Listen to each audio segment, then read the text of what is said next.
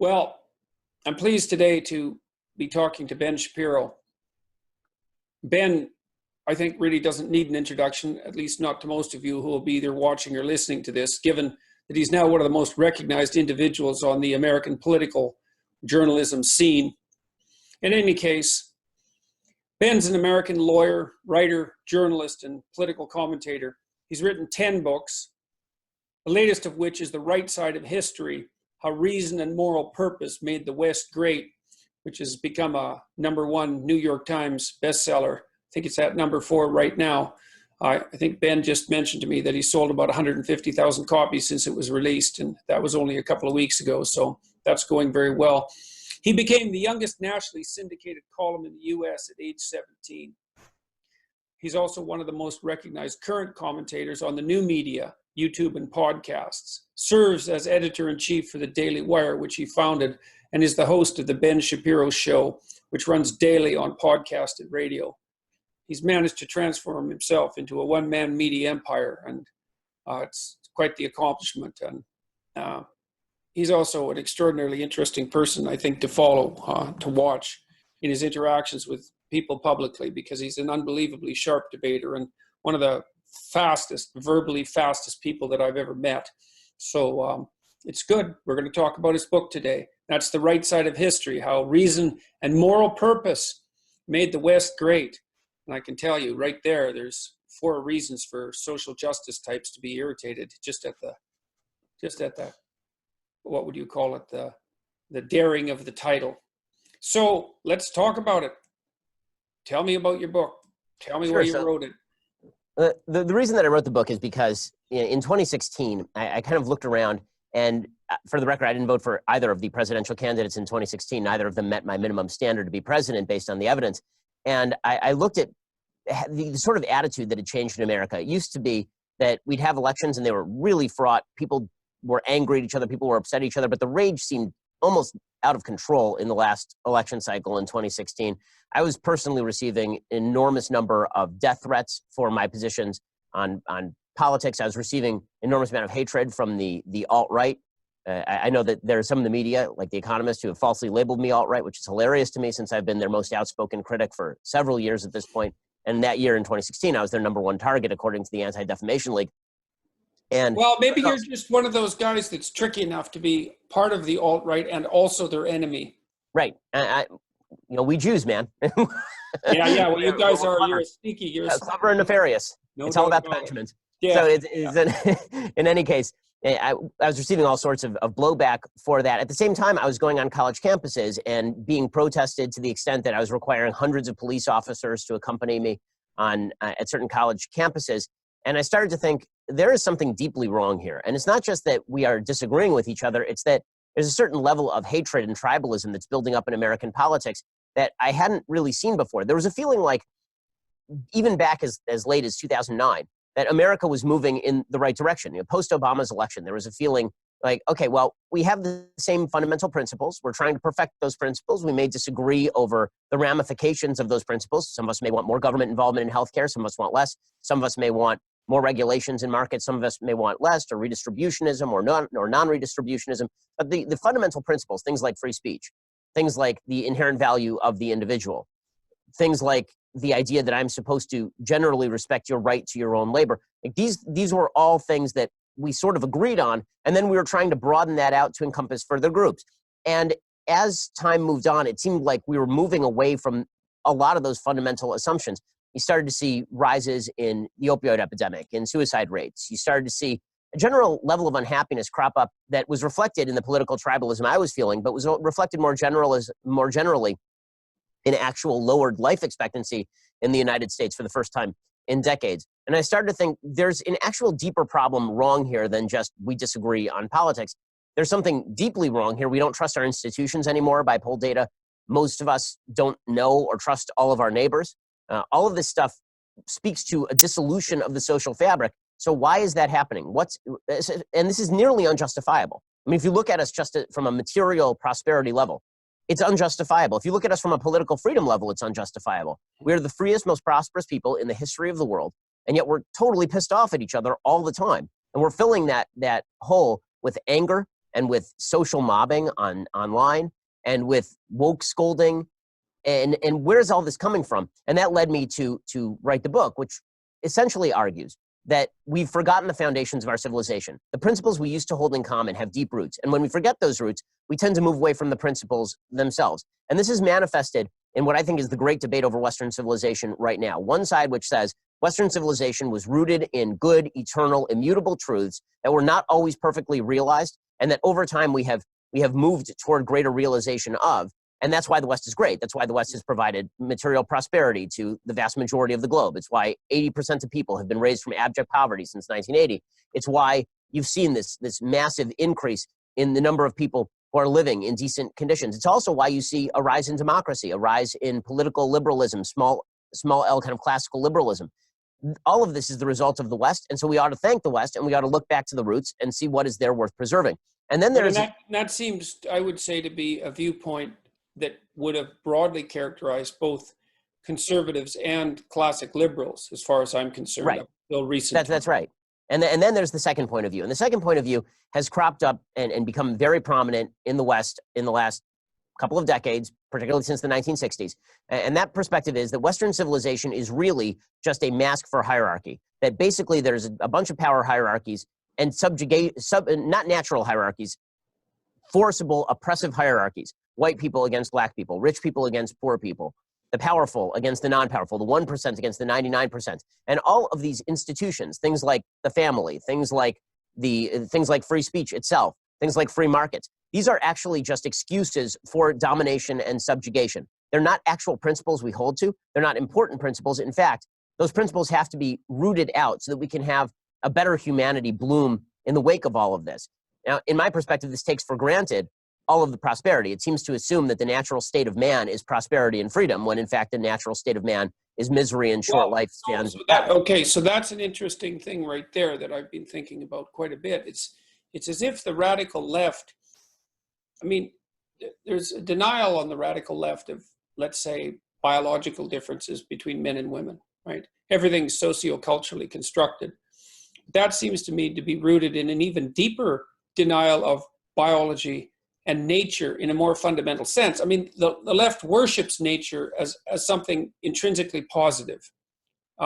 You see that reflected in the more radical forms of environmentalism and some of the more toxic anti-humanism that goes along with that, like the idea that we're a cancer on the face of the planet, or that the world would be better off if there weren't human beings on it. But what seems to not be part of that, which is quite surprising to me, is any recognition that although nature is, let's call it at least awe-inspiring, which also includes the positive, it's also an unbelievably deadly force. And the truth of the matter is that the natural state of human beings is privation and want right from birth. And to blame what seems to happen so often on the radical left is that that's ignored entirely. It's as if the natural state of human beings is plenty and delight in existence, and that all of the terrible things that happen to people in their lives are actually can be laid at the feet of faulty social institutions. It seems like such a strange position, given that the evidence that nature is trying to do us in on a regular basis is overwhelming. I don't know if the left is so positively inclined in a romantic manner towards the idea of nature, because that strengthens their position that all of the pathology that characterizes the world can be laid at the feet of institutions, and particularly capitalist institutions. But it still seems to me to be, it's a strange phenomenon. Well, it's strange, and it's obviously ignorant, but I think that there's something else that really is going on here. The Marxists of today are arguing, many of them are arguing that what they're really wanting is greater shared material prosperity. I don't think that that's actually what's capturing the minds of people right now. I think what's actually capturing the minds of people was the spiritual promise of Marxism, the idea that Marx lays out even in the Communist Manifesto, when he is talking about the transformation of man. I mean, his initial argument is that markets warp people, that people have become meaner and cruder and ruder and more terrible because of markets, because they are self-interested. The markets emphasize self-interest as opposed to altruism. And therefore, if you got rid of markets, then you could exist in greater peace and prosperity and plenty because human beings themselves would transform. So it's not that the system itself would create greater material prosperity. It's that in the initial run, it probably would create more privation. It's that in the long run, human beings would be transformed in their souls by all of this. And then they would feel greater bonds to the people around them. That was the spiritual promise of Marxism. I think that's at root what a lot of people in the West are resonating. Hoping for. Okay, so that's a hope for something like well, it's almost like a religious redemption. Yes, and that's right. It's a strange thing too. I mean, I'm preparing for this debate that I'm going to have with Slavoj Žižek on April 19th, and I've been trying to think it through. And one of the things that's really struck me is that not only are the solutions that Marxism offers error-ridden, to say the least, given the historical evidence, and I just don't see how anybody can deny that, although people certainly do, but that the problem that the Marxists originally identified seems actually to be vanishing. I mean, as you already pointed out, there's been an unparalleled increase in material prosperity among, not only among the rich, which you could complain about if you were concerned about inequality, but among the poorest people in the world. Like, we halved absolute material privation based on UN standards by 50% between the year 2000 and 2012. And the cynics say that's because we set the standard for material privation too low, which is $1.90 a day. But if you look at the curves that you can generate at levels of $3.80 a day or $7.60 a day, you see exactly the same thing happening. And you see rapid increases in economic growth in sub-Saharan Africa, like 7% growth rates, which are more typically characteristic, say, of China or India, and that's manifested in unbelievably positive statistical evidence, such as that suggesting that now the child mortality rate in Africa is the same as it was in Europe in 1952. And so the Marxists' original complaint was that the rich were going to get richer and the poor were going to get poorer, and that could be laid at the feet of capitalism, just like the fact of hierarchy itself could be laid at the feet of capitalism. And it's clear that capitalism, although it does produce hierarchical inequality, just like every other system that we know of, it also produces wealth, and that wealth is actually being very effectively distributed to the people, perhaps not primarily to the people who most need it, but to the people who most need it in ways that are truly mattering. And so, to me, the entire structure of Marxism is anachronistic. The problem is no longer appropriately formulated, and the solution tends to be deadly, if counterproductive, if not deadly. So it's maybe here's something I've been thinking about too. You can tell me what you think about this. Some of it still has to do with the innate human emotional response to inequality. When you walk down the street and you see a ruined alcoholic schizophrenic who's obviously suffering in 50 different dimensions, it's very difficult to feel positive about the state of humanity in the world. And it's very easy for a reflexive compassion to take over and say, well, wouldn't it be something if we could just retool society so that none of that was necessary? It must be someone's fault. It must be something that we're not doing right. And, there's some truth in that, because, of course, our systems could be better than they are. And it seems to me to be that unreflexive compassion that drives whatever residual attractiveness that Marxism still has, apart also from the darker possibility, which is that it really does appeal to the jealousy that's characteristic of people, and the envy, and which manifests itself as hatred for hierarchy on the basis that some people are doing better than me. So right. I think there's also a failure on the part of advocates of the free market to point out that free markets are good for what they are good for, meaning that the two things that are important to recognize about free markets. One, free markets are there to create a generalized level of cheaper goods and better products at cheaper prices, more widely available. That's what markets do, and they do it brilliantly. Well, that doesn't mean that markets are there to take care of the person who is unable to work. I mean, that's not something that markets are there to do. It's something I talk about in the book, The Need for a Social Fabric. if you want a free market, you also have to have a social fabric that helps pick people up. Now, people on the left have said that government should be the ersatz social fabric. The government should pick those people up. And in large scale cases, maybe that needs to be the case. But usually it was religious communities and informal social fabrics that actually filled those gaps. Beyond that, there is a second problem. And that is, I hear a lot of populists on both left and right make the statement that we just need to make markets work for us. And all I can think when I hear that is you have fundamentally misunderstood what a market is. So Marxism is a set of values and then a system of economics crafted atop the set of values. So the set of values, as you said before, is that equality should trump prosperity, that equality should trump freedom, that equality should trump everything. So if equality trumps everything, then the only way to make everyone equal is to turn them into indistinguishable widgets controlled from above. And so we create an economic system to do that. There are principles that undergird free markets. Free markets are not a human construction. Free markets are a recognition that you are an individual human being in control of your own labor.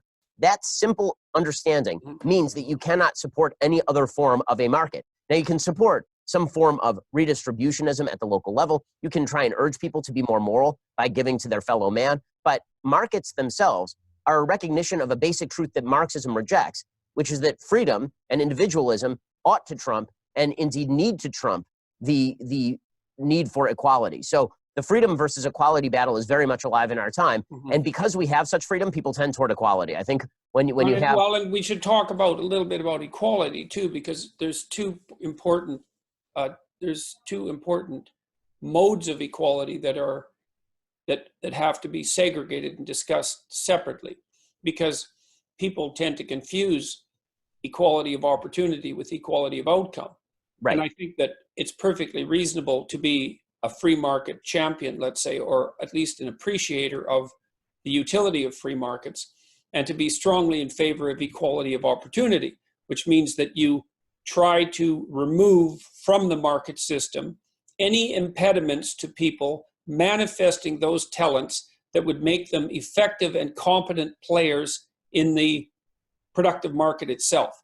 Mostly on the basis of the fact that that's counterproductive for everyone, the individuals, but also for everyone who could be benefiting from their talent. Yeah, that's absolutely true. And I think that's inherent in the idea of markets. It's why when people use terms like crony-capitalism, I always think there's no such thing. There's corporatism, which is a better description of it.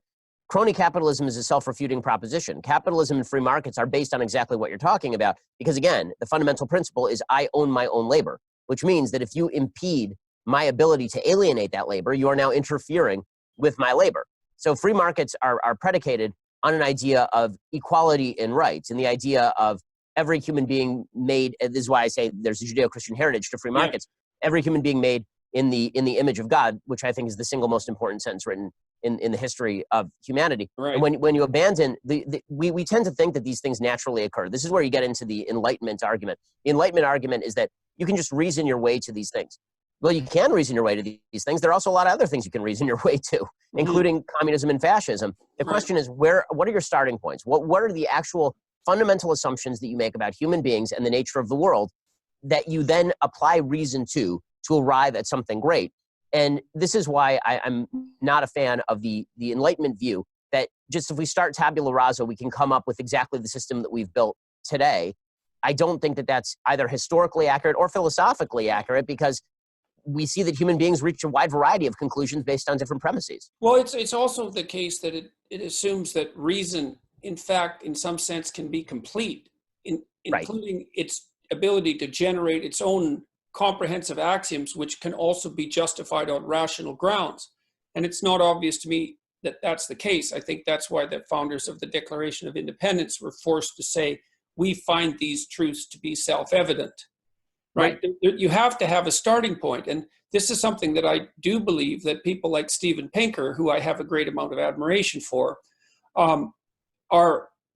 make an error in their overvaluation of the Enlightenment and their devaluation of the historical, the vast historical epochs that produced the works of imagination, that produced the axioms on which the Enlightenment could originally emerge. And you and I seem to agree, I think, very precisely on especially that phrase that you just used. I mean, I think there's two statements in the in Genesis that are of equivalent importance, actually. One of them, maybe there's three. One of them is that what God used to create order out of potential and chaos was something approximating a process that was characterized by truth and courage. And so there's an idea there, which is why I think God continually repeats after he creates day after day that the creation was good. And so the idea is that if you face the potential of the world, which is, I think, something that human beings do with their consciousness, I think that's what consciousness is for. If you face the world with truth and courage, then what you generate out of that field of possibilities is in fact good.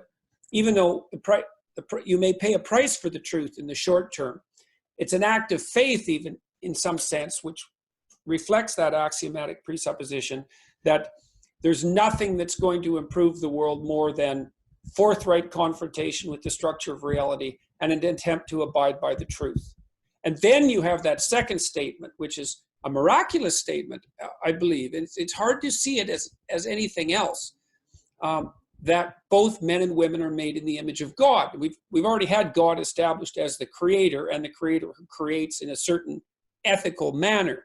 And then that power or ability or virtue or privilege or responsibility is transferred to human beings, and it's transferred to men and women. And I also find that actually quite stunning, because there's no shortage of postmodern / feminist criticism of the Judeo-Christian tradition, claiming that it's fundamentally oppressive and patriarchal. And yet right at the beginning, you have this incredible statement, which seems to fly in the face of the anachronistic nature of the document, stating that it's not just men that are made in the image of God, it's men and women. And it isn't obvious to me how that conclusion was reached so long ago. Yeah, that's exactly right. And it's also important to note that historically speaking, if you look at surrounding documents from Mesopotamia, typically the actual language that was used, the image of God language is actually not unique to the Bible. That exists in other cultures, but it was always the king who was made in the image of God. Right. So it's the people who are most powerful who are made in the image of God. The extension of that to all human beings is a unique moment in philosophical history. And as you say, the idea that God has created an orderly universe and that we have the capacity to act out within that universe and to see God from behind, so to speak, that we can't necessarily see his face, but we can see sort of the general outline of what he is intending. And then another verse from Genesis that I think is deeply important is from the Cain and Abel story, the verse where God says to Cain, Tim Shell, that you have the ability to do better than this. Right. Cain comes to him and he says, why didn't you accept my sacrifice? And God says, well, it's in your control, go out and do something about it. And then of course, Cain rejects that. And that story is so deep. And I think it really is the story of what's happening right now. God's reaction to Cain. Yeah, exactly. God's reaction to Cain is that I rejected you because you could do better. Right. And that's actually a kind of compliment, even though, if you're not offering up the proper sacrifices and things aren't working out for you, it might not be the kind of compliment that you want to hear, but it is a testament to the potential of the human spirit. And so you're making the case in your book, and this is what would you call an injunction, an encouragement to the Enlightenment types to look to their axioms and to think hard about how it could be that the idea of individual democratic freedom, for example, and all of the wonderful explicit political ideas that came out of the Enlightenment could have possibly emerged. And I do agree that you have to have that initial conception of the individual as sovereign, and that sovereignty has to be associated with something akin to recognition of divinity, at least insofar as what's regarded as divine is regarded as the highest of all possible values. And it is absolutely surprising, as you pointed out, that not only is the idea of the image of God extended to men and women, but that it is not, explicitly not, the domain of kings, who in fact might be more at risk for abandoning their actions as avatars of God, so to speak, than those who are in privation. You see that consistently in the Old Testament, where the kings are being taken to task constantly by prophets who do appear to speak more in the language of God, let's say. And then you see it also in the New Testament with the insistence that the wealthy and powerful have impediments to proper ethical action that those who are less materially fortunate might not face.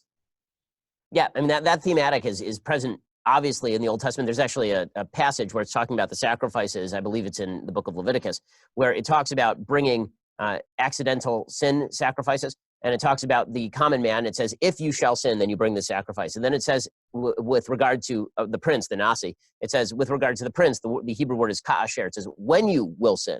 So the assumption is that if you have great power, the chances of your sinning are going to be greater because you are going to conceive of yourself as higher than others. And this is going to lead you down a pretty dark path. The point with regard to the Enlightenment is that we actually have some counter evidence of the Enlightenment being awesome all the way through, if it is predicated solely on reason and not on a historic understanding of these principles. And that is the French Enlightenment. I mean, this was one of my key points when I was looking at Pinker's book, Enlightenment Now. Which again, you and I agree on this. I have great enlightenment for Pinker. I took a class with him when I was at Harvard Law School. He did a joint class with Alan Dershowitz. That was kind of fun. But Pinker goes a 450-page book about the Enlightenment, and he never mentions the French Revolution once. Mm-hmm. And I thought, I don't know how that's historically possible to do.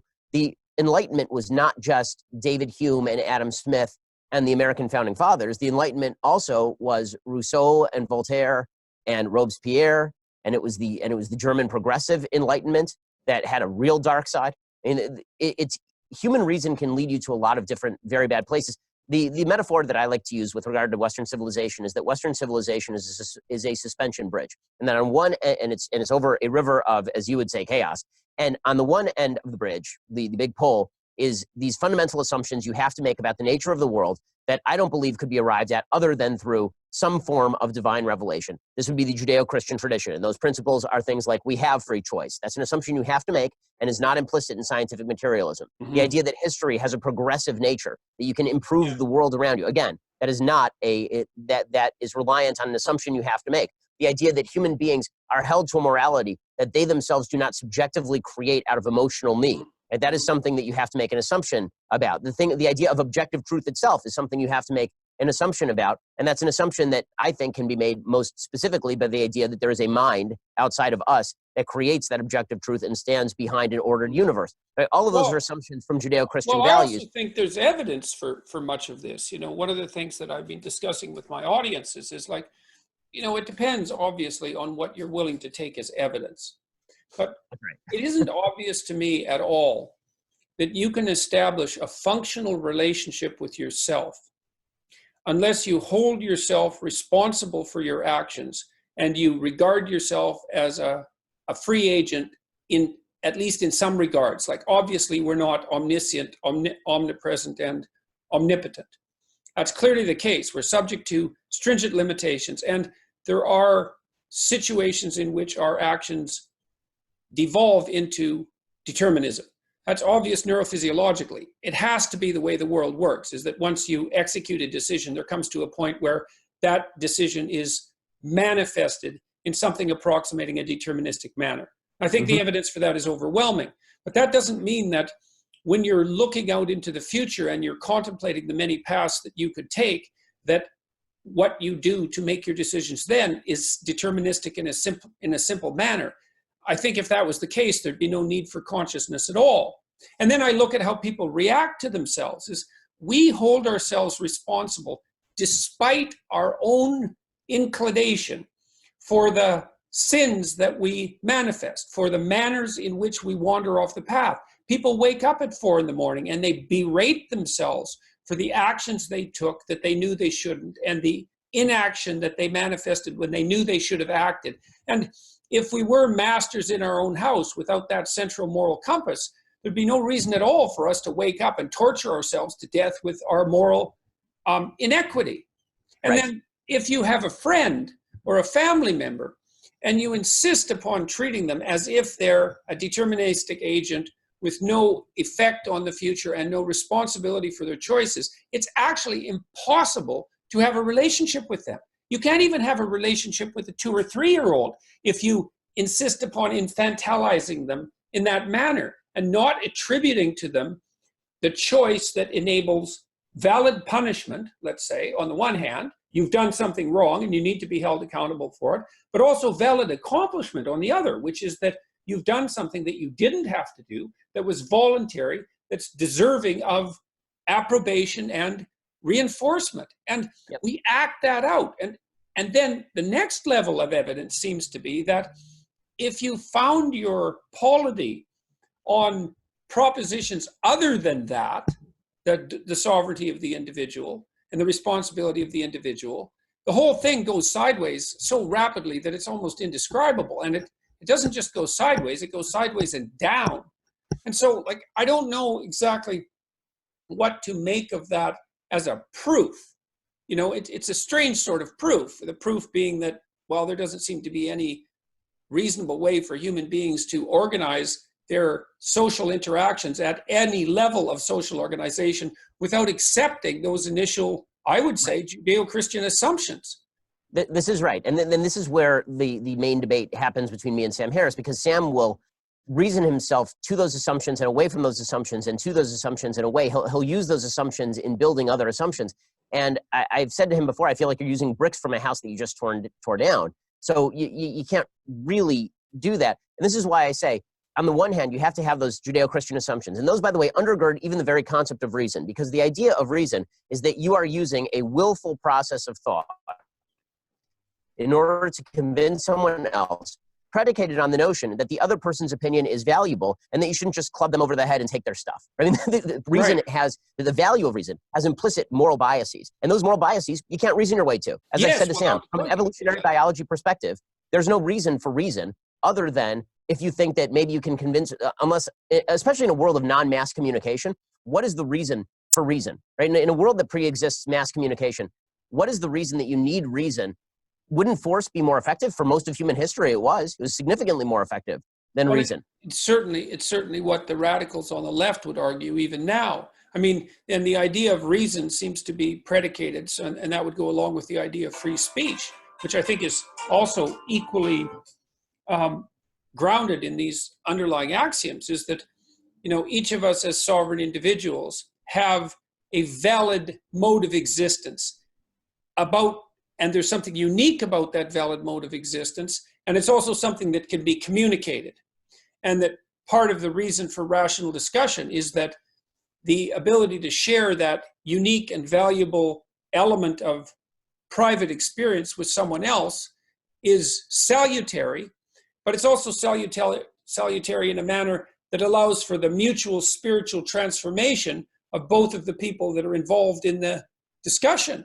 And it seems to me that you can't, if you're pro-reason, you've already bought that argument. Exactly. This is exactly right. And so faith and reason, to this extent, are not in tension. Faith undergirds reason, because you have to make fundamental assumptions even to get to reason. And this is why I think that one of the things that has happened, and it's really unfortunate, I discuss it in the last chapters of the book, is that when you take away the assumptions that undergird reason, reason itself collapses in. It's not that reason sustains up here on top of the structure. Once the structure falls, reason falls with it too, and we return to our sort of tribal naturalistic roots that are quite dangerous. This is why I say that you need Jerusalem on one end of the bridge. The other end of that suspension bridge is reason, meaning that we can't be theocrats. We can't look at fundamentalist religious texts and take them as completely literal, and then hope to develop as a civilization on the basis of that complete literalism. So you have to look to which of these commandments, for example, in the Torah, are directed toward eternal human nature. So I would suggest that commandments that are directed toward reining in certain appetites are directed toward God's understanding of human nature, that certain injunctions with regard to how we behave in the Ten Commandments, these are predicated on an understanding of human nature that is truly profound and worthwhile preserving. It's also worth noting that the story of Western civilization is the expansion of these principles out from the tribal and toward a broader range of humanity. And that's why the book is not just an argument, here's how I interpret the Bible and here's why that's right. It's an argument that historical development was necessary after the Bible. So it is not just that the Bible solves all your problems, it's that God understands, even from a religious perspective in Judaism, and I think in Christianity too, that we are going to apply human reason to these texts. That's from a religious perspective. From a non-religious perspective, the point I'm making is that you have to take these fundamental assumptions, whether you like them or not,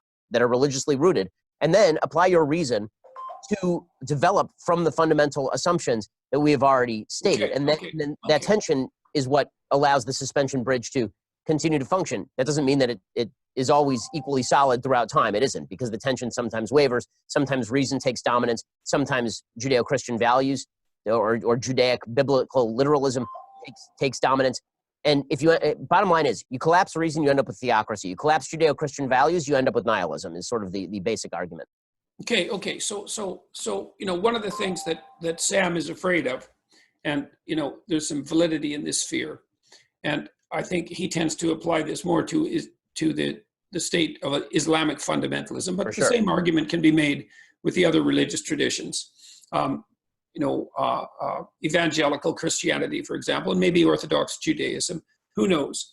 That the danger is that we'll take these revealed truths, which differ, and that holding them as absolute revealed truths will make us parochial, tribal, and the consequence of that will be all sorts of catastrophe and horror.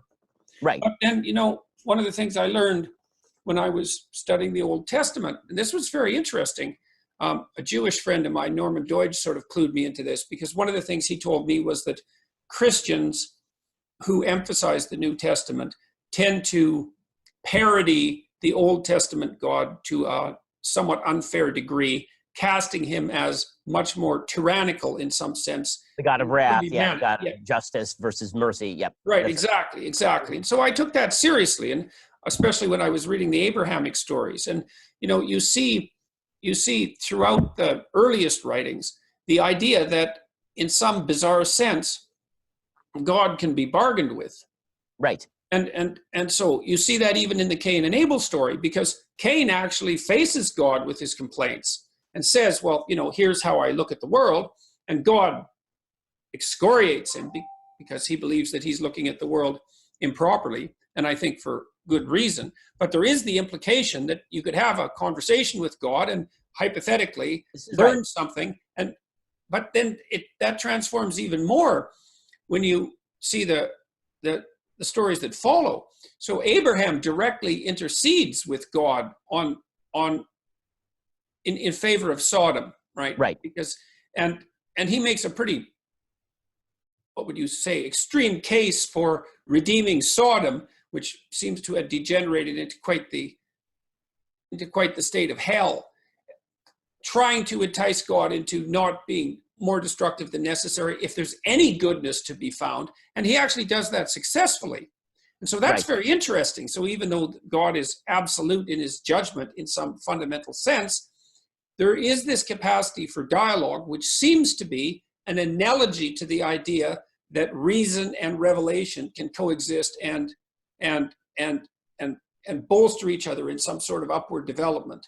Well, this is exactly right. And the idea of natural law, which the seeds are there in the Judaic value system, I think natural law is more fully fleshed out in sort of Greek teleological sense when they talk about the idea that the Aristotle, Plato, when they talk about the idea that you can look at the world around you and discover the purposes of the world around you simply by using reason. Well, in the Judaic sense, there's the idea that God abides by the moral code that he himself created, and you can ask him questions about it. In fact, the very name Israel is, in Hebrew, it's Yisrael. Yisrael literally means struggle with God. Yes. So well, that was the other thing I was going to bring up. The direct thing I was going to bring up is that there is this, and that's a remarkable story. That it's Jacob. I always get Jacob and Joseph confused. Right. Jacob. Yeah, it's Jacob on the other side of the river before he meets Esau. Right, exactly. On the other side of the river. So he hasn't crossed back to his homeland, right? He hasn't returned home after his hero's journey. He sent his wife and his children and his belongings ahead to try to make peace with the brother that he's seriously betrayed. And he's had his adventures and maybe he's learned his lessons. But then he's on the bank of the river and he's visited by an angel who appears to be God. And he wrestles with him all night, and he comes out damaged, right? Which is an indication that this is sort of like the Egyptian idea when Horus encounters Seth and has his eye torn out, that there's some high probability of damage that if you encounter the divine, even in some positive sense. But he wrestles with him all night and then defeats God, apparently, in some sense, and is allowed to move forward with his adventure, and then is given this new name.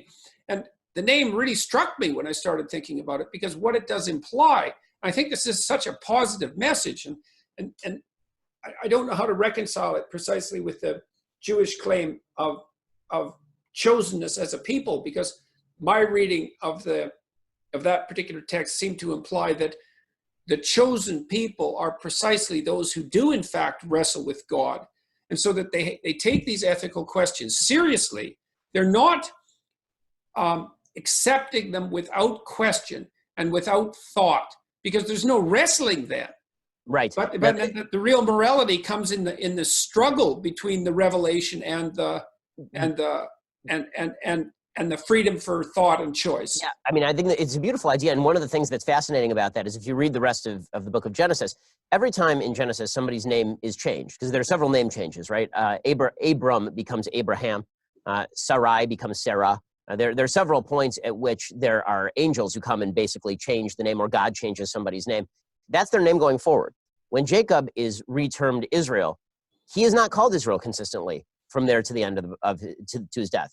The names are used at different times. So sometimes he's Israel and sometimes he's Jacob. So the idea there is that sometimes he is the best version of himself, the version of himself who struggles with morality, who struggles with God, who tries to come up with proper solutions. And sometimes he's still the old Jacob who ran away from Esau and who served 7 years unjustly under Laban and all the rest of it. So it's really fascinating. One of my favorite Talmudic stories, this has been deeply embedded in Judaic tradition for a long time, the idea of struggling with God and struggling with the dictates of morality, because part of Jewish tradition is, of course, the idea of the oral tradition, the idea that we were given a written document on Sinai, but then there was an oral tradition that was also passed along to Moses. That was the interpretation of the written tradition, which in some ways may be a backfilled justification, but I think that there's a fundamental truth to it.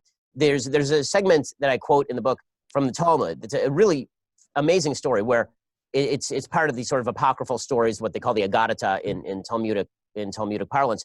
There's a story where there's a rabbi who is in an argument with a bunch of other rabbis about a particular point of halakha, of Jewish law. And this rabbi is arguing with these other rabbis, and the other rabbis vote one way, and he votes the other way, so he loses. And the rabbi who loses says, listen, I know I'm right. Not only do I know I'm right, if I'm right, let the walls of this synagogue close in around us. The walls start to lean in.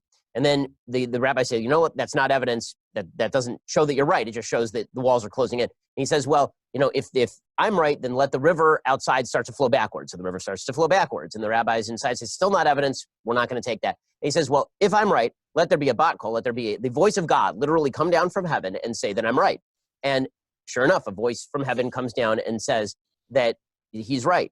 And the other members of the parliament, the other members of the Sanhedrin, they say to him, you know what, none of that counts because God gave us a rule. And the rule is that we have a majority rule in this body right here. And so our interpretation is correct and yours is wrong. And it doesn't matter what miracles you bring to show that your side is right. And the conclusion of the story is that God says, one of the angels asked God about it, and God says, my children have defeated me.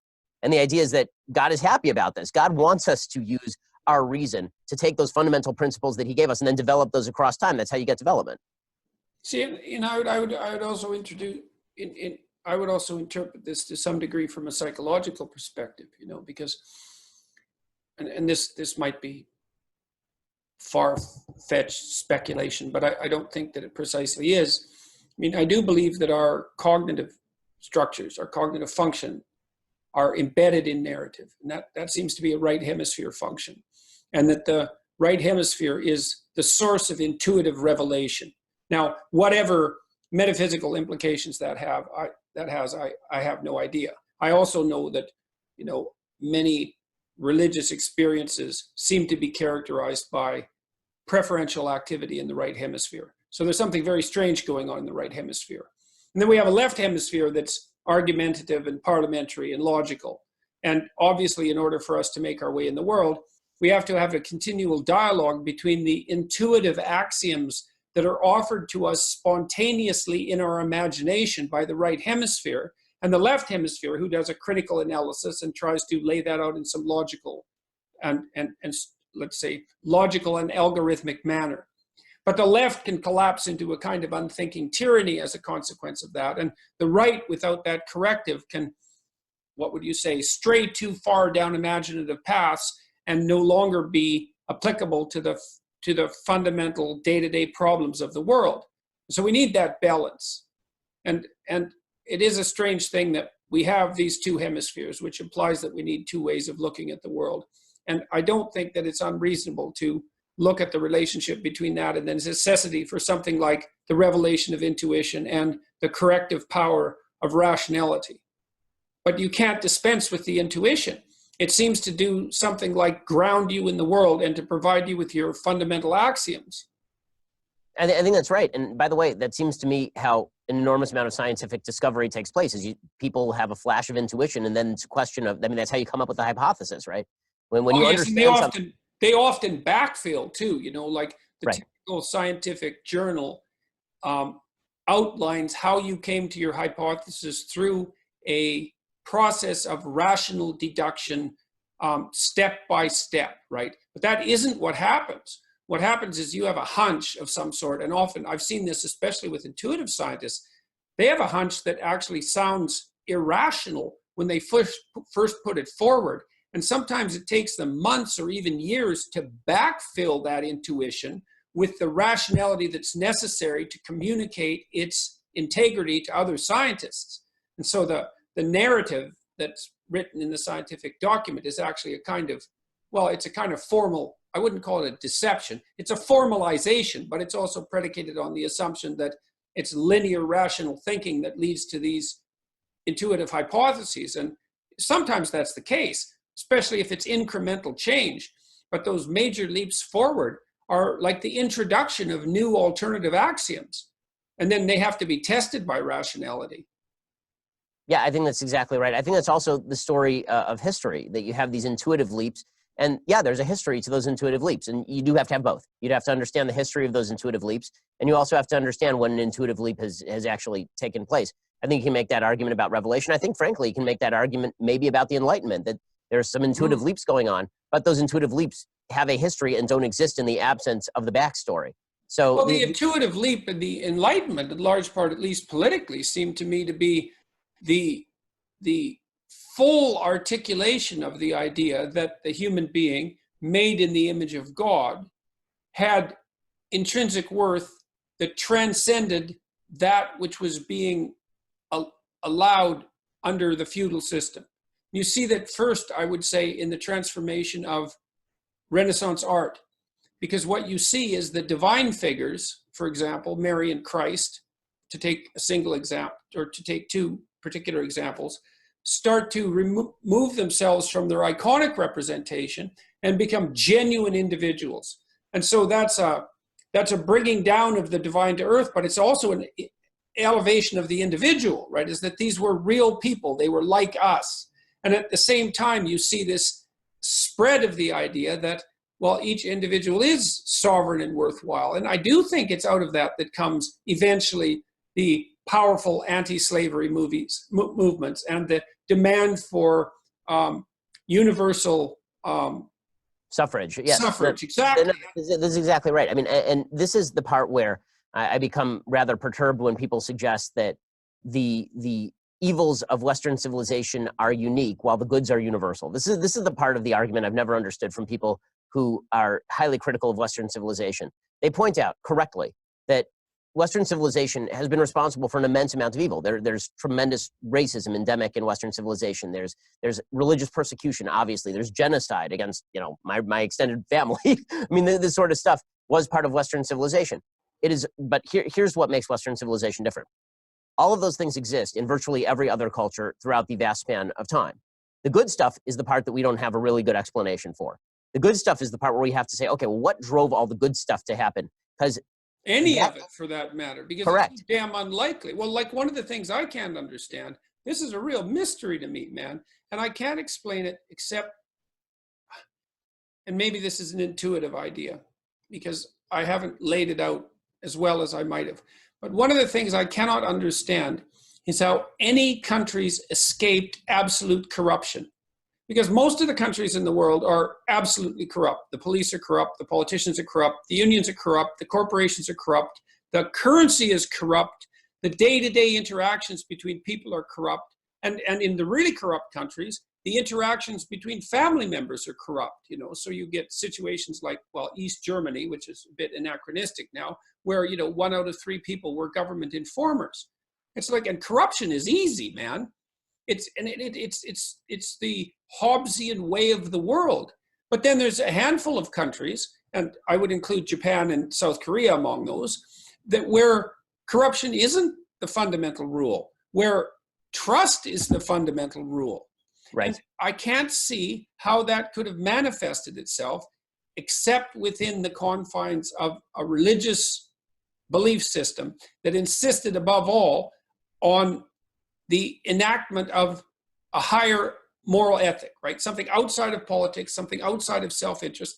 It's a weak argument because I still don't understand it. I don't see how a country can make that transition from fundamental corruption to honesty. It's an absolute miracle as far as I'm concerned. And a number of countries have managed that, and they are, almost all are either Western countries or highly Westernized countries. Yeah, I mean, I think that's exactly right. And it's also, when you examine different places on Earth, what you see is that the social fabric is going to decide the character of the country. And this is why when people start saying, well, we should apply Nordic solutions in the United States, you have to say, well, is our culture the same as the Nordic culture? Because maybe that solution is not going to work. I mean, the sort of one-size-fits-all attempt in terms of political policy to just apply things randomly everywhere and then assume they will go exactly the same is obviously untrue. Most famously in sort of the classical neoconservative foreign policy conception that you could plop democracy down in the middle of the Gaza Strip and suddenly everybody would be in favor of free markets and peace with your neighbors. And this sort of institutions tend to be successful when people teach their kids the right things. Well, that's also part of the reason that I made the argument constantly to Harris and to other atheists that I've talked to that they're Judeo-Christian whether they know it or not. Right. And the reason for that is that all of their embodied actions presuppose the Judeo-Christian ethic. The only thing that isn't religious about them is their articulated post-Enlightenment rational representation of the world. And I do think you see that in Harris quite frequently because he does believe in evil. He does believe in good. He believes that the proper way of proceeding in the world is to move from evil towards good. And I can't. I've had exactly the same conversation with Sam, and it's been a bizarre conversation, even on the notion of objective truth. So Sam, it's kind of weird. So you and Sam and I would say that I'm, as a religious person, more closely aligned with Sam's vision of what objective truth is than your sort of American pragmatist Peirce version of what objective truth is. And with that said, I don't know where Sam is getting his version, right? I'm getting my version from the idea that God created an objective truth that the mind of man can ferret out from time to time. And Sam's version is what? Like, I don't understand how evolutionary biology results in anything remotely approaching the idea that an objective truth is possible. I see evolutionarily beneficial stuff happening, right? That if you come up with an idea that makes your species more likely to predominate, then you hold by that. But that doesn't make it objectively true. It makes it objectively useful, which is a different thing. I also don't see how it's a straightforward matter to get from reliance on evolutionary biology, say, as your fundamental way of orienting yourself with regards to reality in the world, and something like the primacy of rationality and the ability to extract out from that rationality something approximating a universal morality. I can't see these three things fitting together at all. This is right. And even Sam's moral standard, which is generalized human flourishing, there's a lot of play in those joints. I mean, I've asked Sam several times, he was on my Sunday special, and I asked him to define human flourishing, and I was pointing out to him that the vast majority of human beings disagree on the very nature of what that term constitutes. If you talk to religious people about what human flourishing constitutes, they're not going to tell you about all of the nice stuff they have in their house. They're going to tell you about their ability to teach the religious precepts to their kids. If you're talking about human flourishing on an evolutionary level, then presumably that would assume us having more kids rather than fewer kids. And in developed countries, we have fewer kids rather than more kids. So what exactly is the standard for human flourishing other than sort of what Sam likes. And that, Yeah, he seems, I mean, I think part of the way that he circumvents that problem is by pointing out that it might be possible for us to agree on what constitutes unnecessary human suffering and to work for the opposite of that. Like it makes it kind of right. vague. So we agree on cruelty, I think. Well, but the funny thing is too, I'm not sure we even agree on that, is the truth. I'm not sure that we exactly agree on that either, because it's not like there's been any shortage of high cruelty warrior cultures in the past. I mean, that was certainly the case with Rome. Right. Or cruelty on behalf of a greater good. Right. You could easily make the case for cruelty on behalf of human flourishing. I mean, Hitler did. It's an evil case. That's the whole point. Right. That was the case of communism, that you break a few eggs to make an omelet. That is the higher human flourishing is the interest of the majority. Yes, and it's not obvious that that's not rational. I mean, one of the things I really liked about Solzhenitsyn's book, The Gulag Archipelago, was that, you know, he makes an anti-Enlightenment case in a very powerful manner, because he says, well, look, here's 4 or 5 axioms, or 6 or 7 axioms. They're derived directly from Marxism. And if you accept those and then you act rationally as a consequence of your acceptance of those axioms, and of course the Marxists would claim that those axioms were derived by rational means, that all you get is something approximating all hell breaking loose. And so what seems to be the case is that there is a necessary set of underlying axioms, and I do believe they're coded properly in the Judeo-Christian ethic, that if you then act upon rationally, you get something approximating whatever progress we've managed to make. And I think that progress is substantive. Yep, totally agree. And this is effectively the case that I'm making in the book. I think that the big difference we have right now in civilization is a difference that was first articulated, I think, beautifully by G.K. Chesterton in his sort of contrast between left and right. His analogy, and it's a beautiful metaphor, is that you're walking through a forest and you come across a wall. It's just this old archaic wall, old stone wall. You don't know why it's there. If you're on the left, your first instinct is, I don't know why this wall is here. Probably I should tear this wall out, because why is the wall here? I don't know. The person on the right, the kind of conservative or traditional person, the traditionally minded person, their first instinct is, I don't know why this wall is here. I'm going to go try and find out why the wall is here, and then maybe I'll think about tearing it out. Mm-hmm. And that's the case I'm making, I think, with regard to what our civilization. There are foundational things in our civilization that maybe it's possible to remove that particular Jenga block and everything stands, but I'm not going to pretend that just because I don't understand the reason for this particular revelatory principle, that the revelatory principle isn't important and undergirding and therefore a reason, and put there by people who are just as smart as I was. There's a certain arrogance to people who are living now, that they were much smarter than people who came before. No, it's just that you're standing on those people's shoulders so you can see a little bit further. But the truth is that they were probably 7 foot and you're probably a 4-footer. Yeah, well, it's definitely the case that my intellectual attitude changed quite substantially when I decided that I was going to risk taking the religious text that I was studying with some degree of seriousness. And I came to that through Solzhenitsyn and Jung, I would say, fundamentally, because they made a strong case for things, let's say, they made a strong case that there were presuppositions encoded in those narratives in a dreamlike manner, same way that Piaget did, that we couldn't do without, and that we should be very careful in dispensing with them in that arrogant, rational manner, so that you start by treating the text with a certain amount of reverence, and you with a certain amount of ignorance, right? There's something here that you don't understand, and you should probably assume that it's worthwhile because it's being kept, rather than to leap to the proposition that you in your ignorance can clearly see why it's unnecessary. Yeah, and I think that the greatest impact, the saddest part of this is that the greatest impact in terms of throwing away the stories of our heritage, basically, is that impact is generally not going to be felt in the urban centers with people who go to Sam's lectures or listen to his podcast. Those people have a worldview that they have shaped by listening to stuff like Sam's or Steven Pinker's or Richard Dawkins. And that worldview, while I think it may not be fully coherent, it coheres for them. But the problem is that you apply that to people whose main draw to morality is not going to come from listening to these particular sources. The people who get their social fabric from churches in the middle of the country in the United States, the people who have built a social fabric along with their neighbors because they have a commonly oriented goal, and then you take that away from them and you offer them, go find your own purpose. Good luck with that. Yes, well, they're not going to, that's right. They're not going to turn into fully fledged, humanistic, positively thinking Enlightenment types merely as a consequence of abandoning the religious superstitions. Is exactly right. Another thing that the Enlightenment types, I think, are naive about.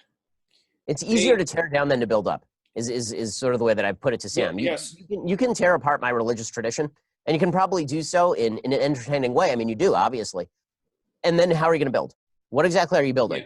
Yeah. And I can do the same thing to your worldview, but then what am I building? The question is going to be, what are the foundational? That's it. We're not standing on the first floor of the building. We are standing on the top floor of a building.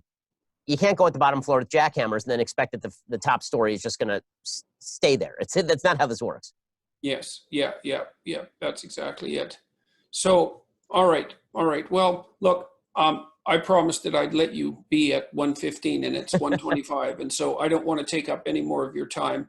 I'm very pleased that your book is doing well. I hope that it does accomplish what you set out to accomplish with it, is to make the case that it's much more appropriate for us in the modern world to continue to consider the Enlightenment, first of all, in its faults as well as its virtues.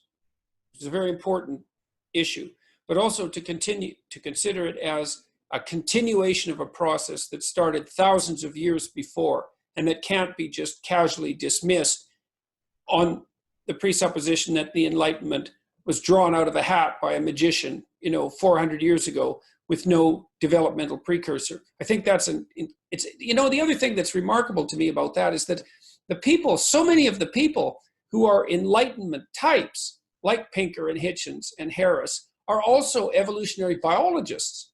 And Jesus, they should know better, man. It's like even people like Franz de Waal, who's been studying chimpanzee behavior, has shown very clearly the evolutionary origins of a rather profound proto-morality. So even if you're not looking at this from the perspective of divine revelation, whatever that might be, and that's a great mystery, because I think often divine revelation is the revelation of our true nature to ourselves. And, that might be metaphysically mediated. God only knows. But there's a lengthy developmental history preceding the development of anything like fundamental moral assumptions. And the evolutionary biology seems to support that presupposition powerfully. And so that's another contradiction in the Enlightenment viewpoint that I just don't get. It's like, well, as far as you're concerned, as an evolutionary biologist, everything has a history that should be marked off in the hundreds of millions, or at least the tens of millions of years. And yet this radically important transformation in the manner in which human beings conducted themselves, well, that was just something that emerged out of nothing, right? It's like, it's so funny because it's a ex nihilo. I don't think that's properly pronounced. Ex nihilo, Yes, ex nihilo argument. It's like, well, we were ignorant, feudalistic Christians squabbling among each other in this superstitious morass, and all of a sudden, out of nowhere, in some sense, came this brilliant new way of looking at the world. And I don't see how that's in keeping with that deeper view of history that's necessary if you're an evolutionary biologist. Yeah, I obviously agree totally with that, and I find it kind of hilarious. A lot of the presuppositions that are made are fundamentally at odds with a lot of the other presuppositions that undergird the system of thought. You see, I was talking to Pinker just recently, really like 2 weeks ago, and I broached this topic. He did agree, by the way, to have a three-way discussion with you and I. Yeah, I mean, I'd totally be interested in that. Good. So I've talked to the CA people, and we're going to try to set it up because I think that'd be great. I think that would be great, and we could see what you see with. We'll have an alt-right festival. That's it. Good. That's right. That's right. That's the way this is now. Everybody's alt-right. Oh yeah, man. We'd be attracting neo-Nazis like mad. Us in right. Two Jews and a self-helping Canadian. Yeah, exactly. That's we're at the forefront of that movement. That's for sure. It would be, see, because one of the things that struck me so interestingly about Pinker the last time I talked to him was, as soon as I broached the argument that these Enlightenment ideas were founded in something that looked like a metaphysical religious narrative, whatever its origins, all he did was point to all the negative examples of what religious structures have managed. And right. That seems to be such an unfair argument, because it's an avoidance argument. Again, that's also stuff that non-religious structures have created. Like that's the question is not why bad stuff happens in religious society. The question is why good stuff at all. That is the question, especially given that it's inappropriate to conflate religious structures with tribalism. Correct. Especially because you can look, I mean, you might want to blame human evil on the proclivity for us to gather together in groups under a religious hierarchy. But then you're stuck with the problem of chimpanzees, who do exactly the same thing with the equivalent degree of brutality, with no religious thinking whatsoever. And so I think it's perfectly reasonable to point out that religious thinking can become a variant of tribalism, but it's no more fair to blame human social conflict on religion than it is to blame the existence of hierarchy on capitalism. The greatest tribalism that I'm seeing in today's world has not only nothing to do with religion, but is actively anti-religion. The greatest tribalism that I'm seeing right now, whether you're talking about the intersectional left that creates hierarchies of value based on your group membership, or whether you're talking about the white supremacist alt-right, which is militantly anti-Christian and sees Christianity and Judaism by extension as a weakness, that's pure tribalism. White supremacy has nothing to do with overarching religious instinct. In fact, it says that overarching religious instinct is quite bad. One of the great anti-tribal forces in human history has been the presence of religion, is a point that Robert Putnam makes in Bowling Alone. He presupposed that diversity was our strength, as the nostrum goes. And he then found that ethnic diversity in a vacuum doesn't actually create strength, it creates division. The ethnic diversity, what he said is the only two things you get with pure ethnic diversity are increased protest marches and increased television watching. But if you have a common purpose, a common reason for being together, then ethnic diversity and experiential diversity is our strength. And it's really great, right? You go to a church and you see a diverse group of people, all of whom came from different places, and they all care for each other, and they're all taking care of each other, and they all have different stories to tell and enriching stories to tell. That's how you build a society. Yeah, well, they're all striving to play the same axiomatic game. Exactly. And it's predicated on these underlying revelatory truths. The most important of which, as you pointed out, is the notion that human beings are made in the image of God, which it's one of the things, because I tend never to take a religious view if I could take a scientific view. I never take a metaphysical view if I can take a reductionist view. It's a form of mental hygiene in some sense. But there are biblical statements that are so unlikely that it's very difficult for me to account for them reductionistically or even biologically, even though I've done my best to do so. And the idea that you extract the best out of the chaos of potential with truth, that's one, man, because that is one daring metaphysical statement. And that requires a tremendous amount of courage to even attempt. And I do believe that it's true.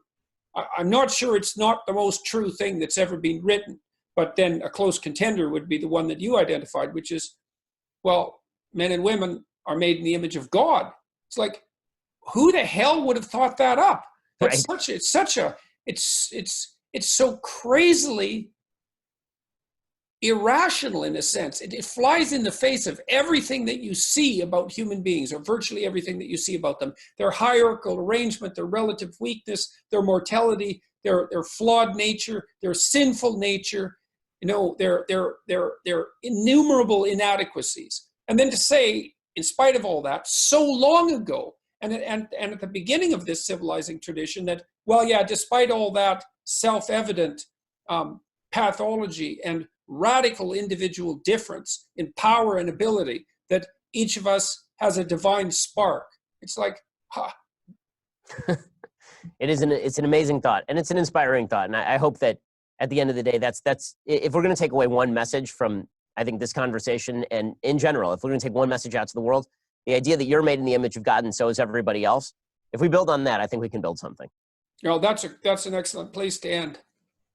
Well, thanks so much. I really appreciate it, Jordan. It's really good to talk to you, Ben, and good luck with your book. And I hope it has the effect that you're hoping for. I hope that we can make a strong case, especially with the Enlightenment types and even the atheists to some degree. That I hope so too, because I think that in the end we can all be on the same page. But I think they're going to have to recognize the value of tradition, just as we respect the value of reason. Right. Awesome. Precisely. Thanks, Jordan. Okay, man. Be well. Good to see you. Bye. See ya.